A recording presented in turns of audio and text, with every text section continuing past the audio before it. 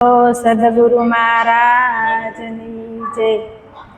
સકલ તીર્થ ઘર આંગણે જે દ્વારે હરિ નામ, સંત સમાગમ હરિ કથા તે ઘર રામનું નામ।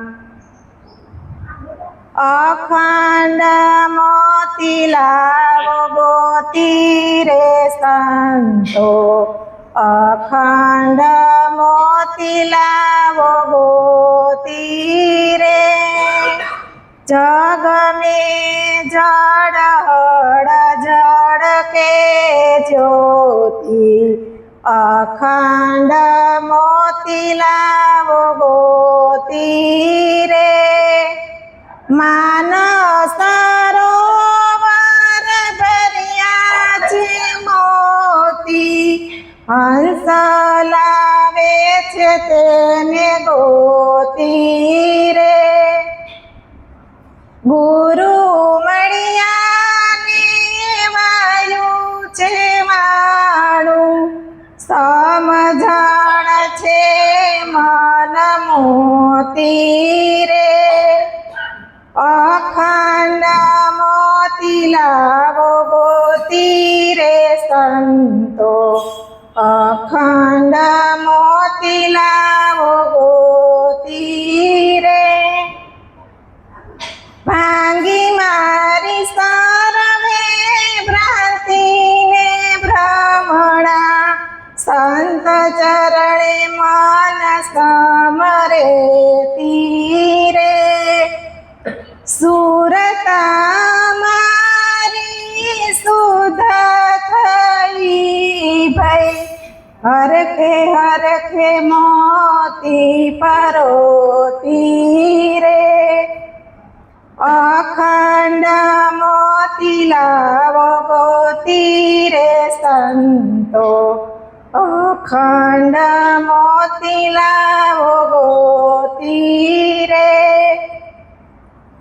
પુરુષોત્તમ સાહેબ અખંડ મોતી, પુરુષોત્તમ સાહેબ નામ મોતી, મળી ગઈ જ્યોતમાં જ્યોતિ રે।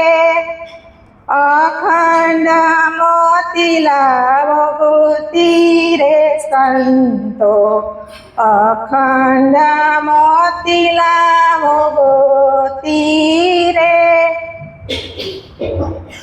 હવે આ અખંડ મોતીની વાત કરી આપણા ગુરુ મહારાજે, કે જે અખંડ છે, કાયમી રહેવા વાળું, જે આવ્યું નથી અને ગયું નથી, જેમ છે તેમ આદિ અનાદિકાળથી જે મોતી પડ્યું છે એ મોતીની વાત કરી।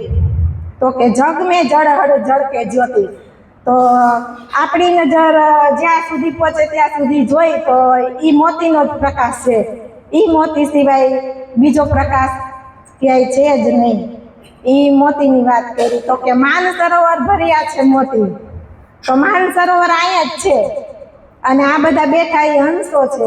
તો કે કોઈ હંસ લાવે તેને ગોતી, તો આપણને આપણા ગુરુ મહારાજે હંસ બનાવ્યા છે, આ બધાને હંસ ગતિ આવી ગઈ હોય જેને, એને હંસ કહેવાય।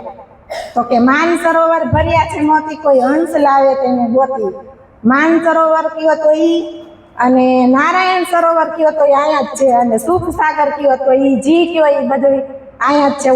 ઓલા સરોવરમાં તો તનનો મેલ ધોવા માટે બધા જાય, નારાયણ સરોવર જાય, પણ આ સરોવરમાં તો જ્ઞાન ગંગામાંથી નાવાથી તન શુદ્ધ થાય।